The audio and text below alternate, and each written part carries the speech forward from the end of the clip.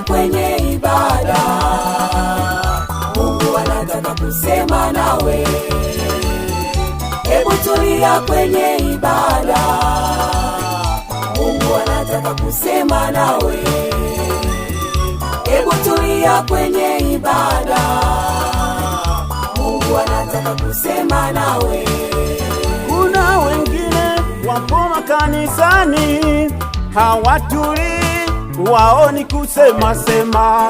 Hata wengine wapo makanisani hawatuli, wao ni kutoka toka.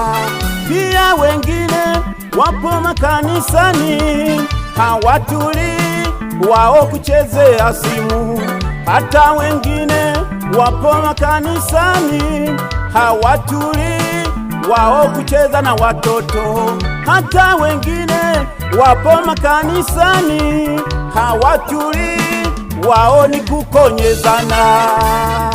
Hebu tulia kwenye ibada, Baba tulia, Mungu anataka kusema nawe. Kaka tulia, Hebu tulia kwenye ibada, Baba tulia, Mungu anataka kusema nawe. Mama tulia, Hebu tulia kwenye ibada, kwenye ibada, Mungu anataka kusema nawe.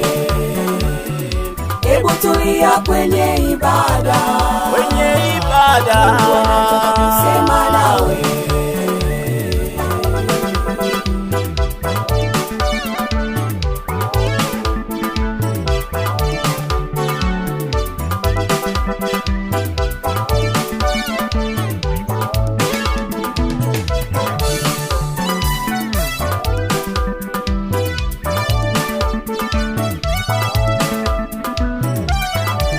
Ukitulia hakika kwenye ibada utamuona Mungu akisema nawe. Ukitulia hakika kwenye ibada utauona uwepo wa Mungu ukishuka. Ukitulia hakika kwenye ibada utauona baraka zako zikishuka. Ukitulia hakika kwenye ibada, Bwana Mungu kweli atakuinua. Ndugu yangu, nakusihi unapokuwa katika ibada yoyote ile, ni lazima utulie, umsikilize Mungu anataka kuongea nini na wewe, lakini sio kuleta mizaa, sio kuleta vurugu, sio kuleta mazoea ya namna yoyote. Sikilize Mungu, analo jambo juu yako.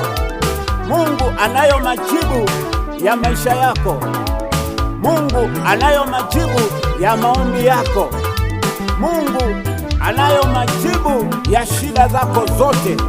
Mungu ni kweli atakuinua. Msikilize, hebu tulia kwenye ibada. Sikilize Mungu anataka kusema nini.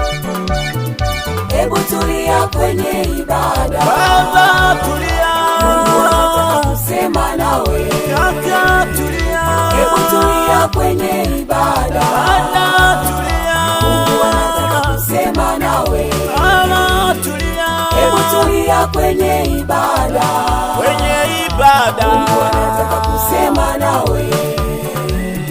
Hebu tulia kwenye ibada, kwenye ibada, Mungu anataka kusema nawe.